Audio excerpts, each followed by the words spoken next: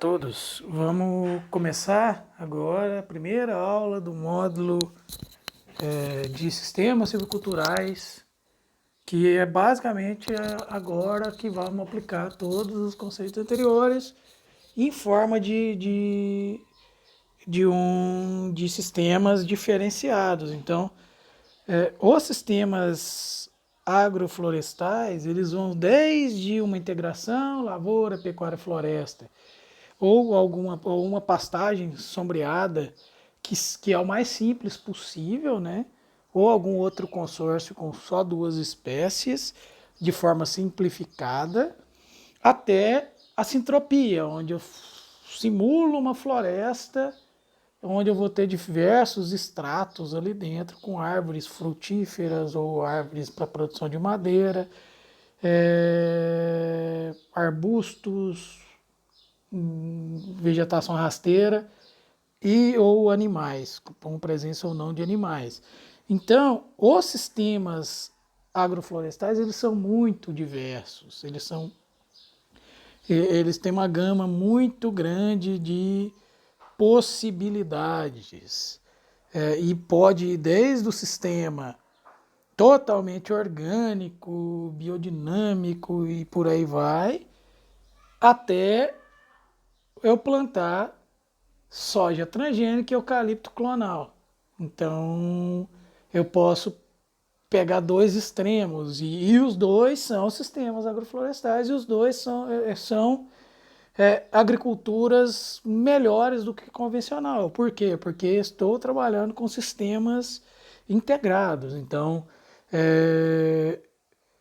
por mais que eu esteja trabalhando com transgênicos e isso não vá no conceito, algumas pessoas conceitualmente não aceitem,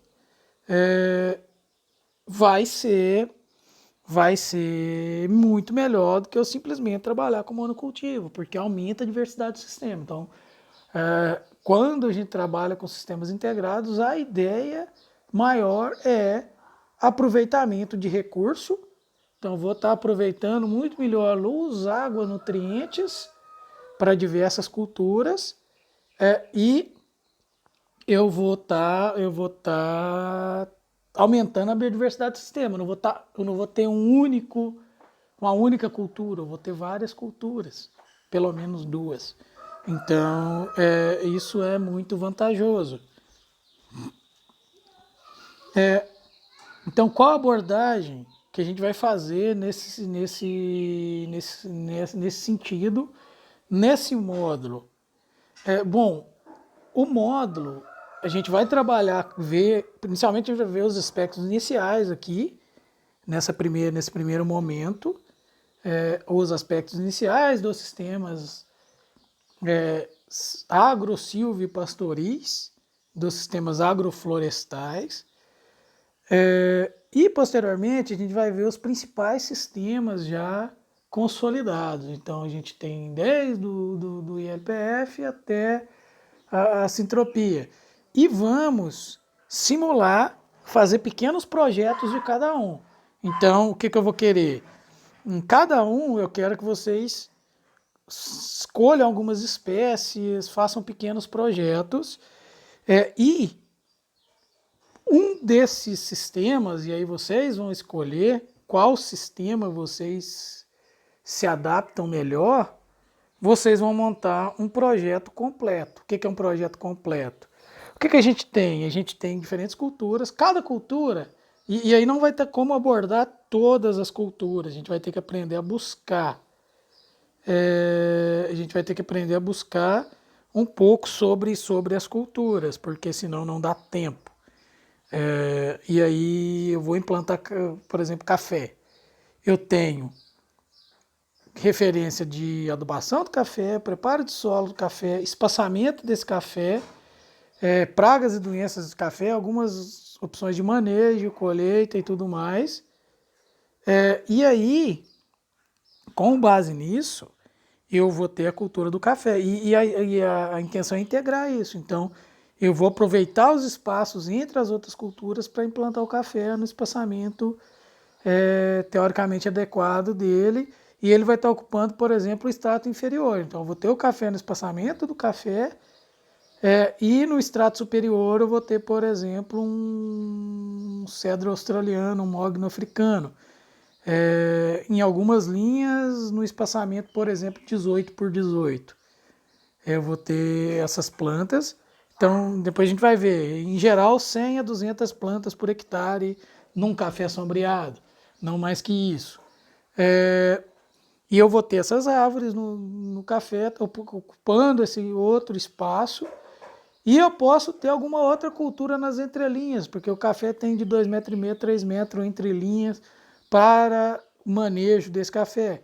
Eu posso estar introduzindo em alguns momentos alguma outra cultura rasteira, desde que não prejudique o manejo desse café, um traçado de maquinário e tudo mais, mas eu posso estar ali colocando uma adubação verde, por exemplo, ou alguma outra coisa que no momento que eu não for entrar no café, ela produza e tenha um produto a mais, né? Então seria isso. Ou em vez de determinadas linhas, eu entro com a outra cultura diferente, também fazendo outro sombreamento, uma banana e por aí vai.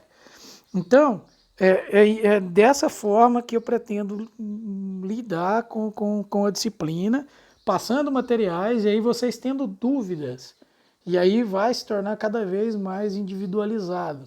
Vocês tendo dúvidas sobre os cultivos, vocês vão buscar, me procurar, e aí a gente vai sanar individualmente, e às vezes marcar reuniões, onde vai juntar todo mundo para discutir os projetos, e cada um fala do seu projeto, para que as ideias vão surgindo, né? Então, eu acho que seria isso. Aí quem tem a intenção de falar do projeto, manda o nome, eu vou falando, a pessoa vai falando na aula online, que fica gravado, né? Bom, então,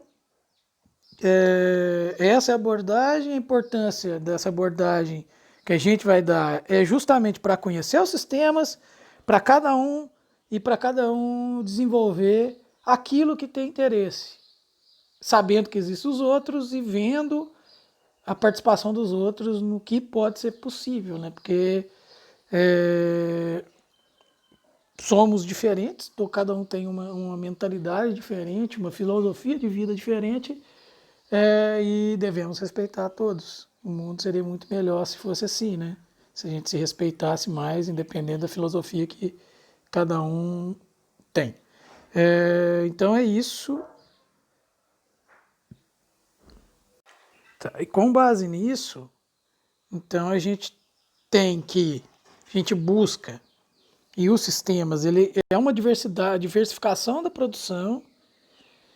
É interessante, você aprende as relações ecológicas entre diferentes espécies e culturas, isso foi visto, provavelmente, em manejo do agroecossistema. Eu vou passar uma, uma base de novo aqui, de leve. Relações ecológicas entre plantas e animais, então, plantas que podem conviver e plantas que podem ser sinérgicas, né? Plantas que podem se somar e plantas que não se somam. E isso, na verdade, muita coisa vai ser aprendido com o tempo, não tem tanta coisa. Existem sistemas já pré-estabelecidos, mas muita coisa você pode testar. Vou demonstrar a potencialidade dos sistemas para a sociedade, do ponto de vista econômico, social, ambiental. Discutir algumas espécies potenciais para sistemas agroflorestais. E aqui, pessoal, eu vou usar, está tendo muita live, muito material extra, não desenvolvido por mim, de pessoal que faz agrofloresta, que tem conversado, discutido, feito lives. Tem uma live que eu vou colocar aqui, que é um material do Ernest Goethe, falando do manejo do ecossistema dele, que é muito interessante, onde ele fala das interações, como que, por exemplo, no sistema dele, ele trabalha com poda de copa, ele vai e elimina a copa da árvore por inteiro para aumentar a luz. E aí é interessante, porque essa é a função, aumentar a luz. E ele descobriu isso por acaso, ele descobriu isso por um evento climático, que foi um ciclone extratropical que eliminou várias copas de árvore, e a produção do cacau dele na fazenda foi maior, ou seja, aumentou luz, aumentou a produtividade. E aí ele começou a fazer, ou seja, uma pessoa extremamente inteligente que observa, sabe observar o ambiente ao seu redor e viu que aquilo foi potencial e está desenvolvendo em relação àquilo. Isso é muito, muito interessante. É, vou falar de vantagens e desvantagens a partir de agora, então. O que é o sistema agroflorestal? Um sistema agroflorestal é uma unidade produtiva onde eu vou ter plantas arbóreas e não arbóreas, então eu vou ter árvores e culturas agrícolas, com a presença ou não de animais. Isso tudo para obter o maior aproveitamento energético do sistema. Então a gente vai estar aproveitando a melhor forma possível esse sistema integrado. A gente vai fazer com que tudo funcione como uma máquina para funcionar bonito. Então cada espécie colocada no seu devido lugar, com o seu espaçamento adequado, para que ela tenha o melhor aproveitamento possível, né? Então, um exemplo aqui, uma pastagem arborizada. E essa questão da integração lavoura, pecuária e floresta, eu trabalhei muito durante o meu período desde de graduação, mestrado, doutorado. Eu era de um grupo da engenharia florestal da UFLA, que foi um dos primórdios, um dos primeiros a trabalhar com, com integração lavoura, pecuária e floresta, quando nem tinha esse nome. Esse nome foi dado pela Embrapa, se não me engano.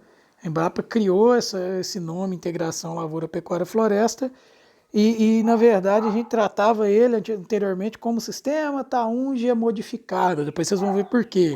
O que é o sistema Taungia e por que a gente chamava de Taungia modificado, que é basicamente isso. Ele é o sistema Taungia modificado para a entrada de animais em um momento do sistema.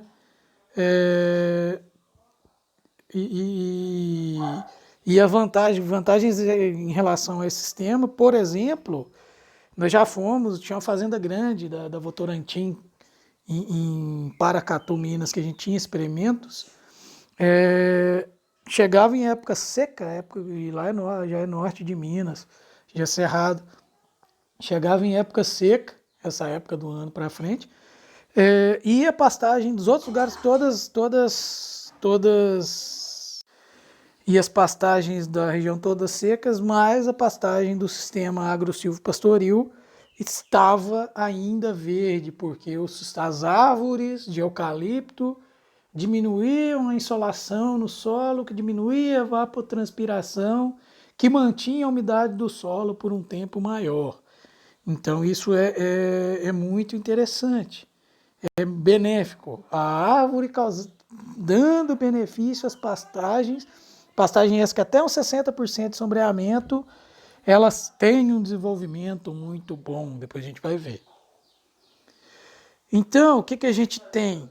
Nós temos sistemas individualizados, árvores ou culturas perenes, culturas agrícolas e pastagem. Quando nós temos árvore com animal, silvopastoril.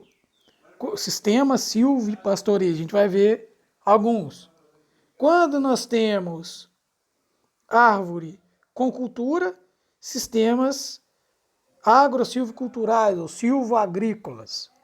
Quando nós temos a presença de todos, de árvore, cultura agrícola e animais, seriam os sistemas agro-silvopastoris. Então, os três componentes. Em relação aos modelos, provavelmente isso foi visto nas aulas de manejo do sistema. Nós temos sistemas, isso existem, né? Sistemas existentes. Aqui é uma revisão do que vocês viram com o Trojelo. Sistemas de monocultivo, cultivos consorciados.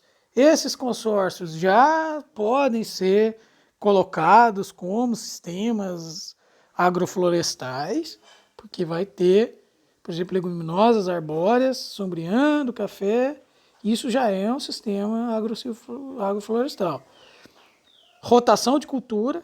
Então, muitas vezes as culturas rotacionando no tempo nas áreas para diminuir doenças, pragas, etc. Cultivos intercalados. Então, 2 cultivos simultâneos na mesma área, em corredores. Então, vou ter cultivos intercalados em áreas menores. E temos os policultivos, que são os sistemas agroflorestais verdadeiros. Eu vou ter o sistema hoje tido como sintropia. Eu vou ter várias espécies plantadas na mesma área, e essas espécies vão se alternando no tempo e espaço. Então depois a gente vai discutir um pouco sobre esse conceito de tempo e espaço também. Como eram esses modelos antigamente? Primeiro, como surgiu a agrofloresta, sistemas agroflorestais? Esses sistemas agroflorestais, eles foram criados para a floresta tropical. Então, o sistema agroflorestal é um sistema criado para a floresta tropical. Por quê? Porque, em geral, as florestas tropicais, principalmente da Indonésia, elas eram muito montanhosas.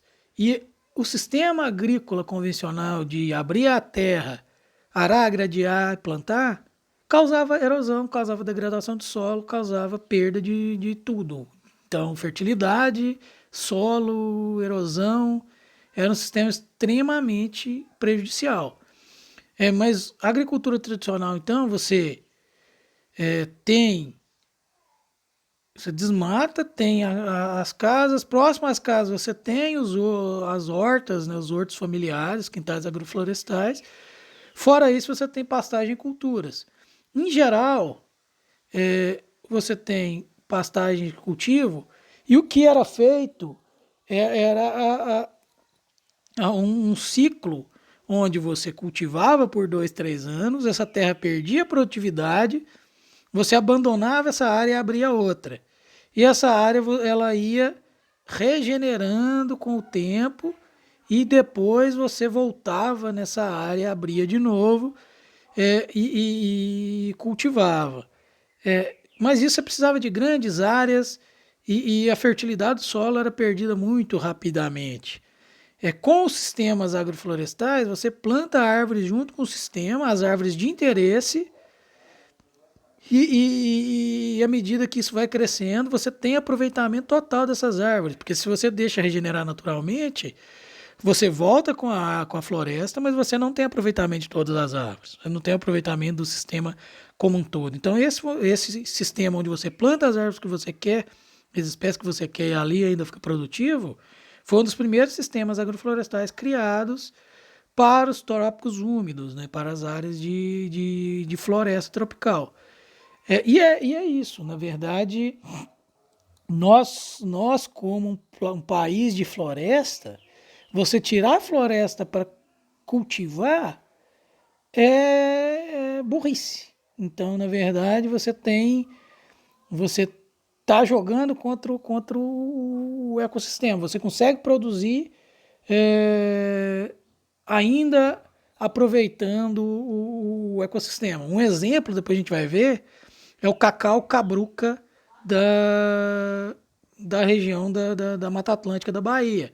O pessoal aproveita a floresta para cultivar cacau. Então, as árvores da floresta ainda continuam ali sombreando o cacau. Existem problemas no craburuca hoje efetivado por falta de assistência e manejo. No Brasil, isso é um dos principais problemas. Existem poucas empresas que dão assistência ao produtor. Aqui em Goiás eu vejo a Emater funcionando muito bem. Então eu vejo ela dando bastante assistência, já fui acompanhar pesquisador da Embrapa e a Mater estava junto e vejo que é realmente efetivo e ajuda. Em Minas eu não via, eu acho. Eu não via tanto, talvez eu não estava tanto em campo, mas eu não via tanto presença de um órgão que ajuda o produtor que está ali dando assistência. Mas isso tinha que ser ainda potencializado. É, por exemplo, discute-se muito a abertura da Amazônia, incêndios pipocando agora essa época do ano, em uma região que não era para ter incêndio, então a floresta ela é tropical, úmida, ela queima por quê? Porque já foi feito o desmate, aí planta morta seca, seca pega fogo. Então esse é o ponto. Floresta tropical úmida não pega fogo naturalmente, igual o cerrado. O cerrado naturalmente já pega fogo. Aí vem essa época, vira o caos, né? Então é isso. Se tivesse assistência, a floresta era para ser uma maravilha. Era para ter lotes ganhando muito dinheiro fazendo manejo florestal da floresta, extraindo produtos da floresta, borracha, castanhas e etc. E pessoas vivendo muito bem. O problema é a especulação. O problema são poucos que são sem vergonha, que são de má fé e que são bandidos. Vão lá, abrem a área, tacam fogo e depois para vender. Eles querem especular, eles não vão morar lá, eles não precisam dessa terra. Eles simplesmente querem literalmente ver o trem pegar fogo para poder vender depois. Isso para mim é bandido, ele realmente é bandido. Mas pessoas de bem vivem lá. Pessoas que querem trabalhar, vivem lá e que não tem outra opção a não ser trabalhar para madeireiro que paga o pouco de dinheiro que eles têm. Então esse é o problema. Se o Estado tivesse lá, isso eu não estou falando de governo de agora, é de antes também, de todos os governos. Então o PT também, o PT fazia vista grossa do mesmo jeito, simplesmente falava que estava fazendo, fazia uma política de bons amigos, mas o desmatamento estava correndo. Agora aumentou porque além de fazer vista grossa, o presidente é a favor de tudo isso. Então tá pior. Mas não que antes tivesse bom e que o Estado tivesse presente. Se o Estado tivesse presente ali, a população ali estaria rica, entendeu? Esse é o problema. Tipo, floresta tem recurso, tem formas de explorar onde você consegue manter a floresta e tirar dinheiro. O problema é o Estado estar ali ajudando aquela população e querendo estar presente, né? E isso é um dos maiores problemas nossos. Os políticos não estão nem aí para nada, só querem ganhar dinheiro. Isso não generalizando. Existem políticos que querem. O cultivo tradicional de terras, em geral, eles eram isso desde o conceito europeu.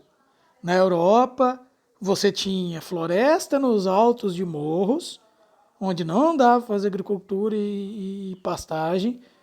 As áreas inclinadas fazia pastagem e as áreas planas, agricultura ou pastagem intensiva.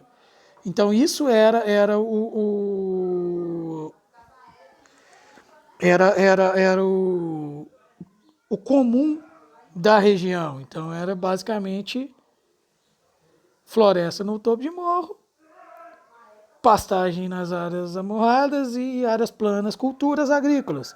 Eu estou agora, hoje, estou na região central de Minas, meio norte, perto da região de Cerro, região famosa pelos seus queijos e tudo mais.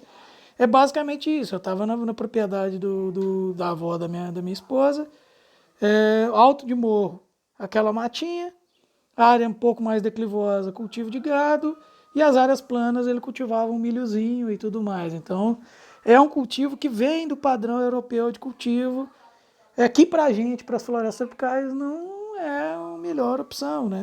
Mas é o que a gente aprendeu a fazer, o avô do avô, do avô, do avô, do avô aprendeu a fazer e vai passando para frente. Mas a gente pode aproveitar muito melhor esse solo. Então, em relação ao uso, eu tenho as agriculturas de forma convencional, com ênfase em produção, E quanto mais floresta aberta, sem floresta, desflorestados, maior produção. E as árvores e culturas são plantadas separadamente. Então, planto árvore num canto, cultura agrícola em outro. E floresta também. Floresta de produção, ênfase na produção de floresta e o manejo separado. E eu tenho os sistemas agroflorestais onde eu misturo isso tudo. Então, a bateria está acabando, depois desses slides eu vou parar, depois eu retomo e eu junto esses vídeos. Basicamente, os sistemas múltiplos eu uno todos esses sistemas, uno os conhecimentos em sistemas agrícolas, os conhecimentos em sistemas florestais e tento fazer alguma coisa. Então, mas existem conflitos, e principalmente conflitos de cabeça. Como eu convencer alguém, um produtor velho, acostumado com cultivo agrícola só, a mudar os seus conceitos? Isso é bem complicado. Mas com os sistemas agroflorestais eu alio produção à conservação. Então eu consigo produzir de uma forma muito mais sustentável. E a palavra de ordem hoje, né? E uma coisa que eu achei interessante, até estou comprando agora, por exemplo, em termos de sustentabilidade, estão tendo vários sistemas agroflorestais com animais para cultivo de ovos. Ovos semi-caipiras, ou ovos caipiras com galinha pastejando solta,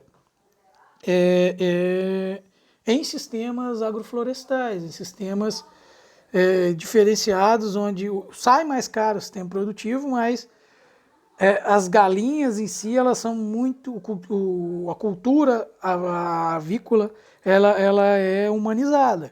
As galinhas, elas vivem soltas, vivem bem. Não é aquele negócio que a galinha vai viver numa gaiola de quadradinho ali, que mal pode se mexer e vive para botar ovo. Então, são conceitos, são coisas conceituais. E a diferença do ovo não é tanta assim. Então, para a gente não faz tanta diferença esse ovo caipira, e eu tenho praticamente só comprado ele agora no mercado. Na verdade, eu tento comprar ovo caipira de produtor para fomentar o pequeno produtor, né? Mas quando vai no mercado, eu sempre compro bandeja desse ovo humanizado, né? Esse ovo caipira, o semi-caipira que eles falam. Aqui eu vou comentar no próximo aula, eu vou pôr o celular para carregar, senão desliga no meio do caminho.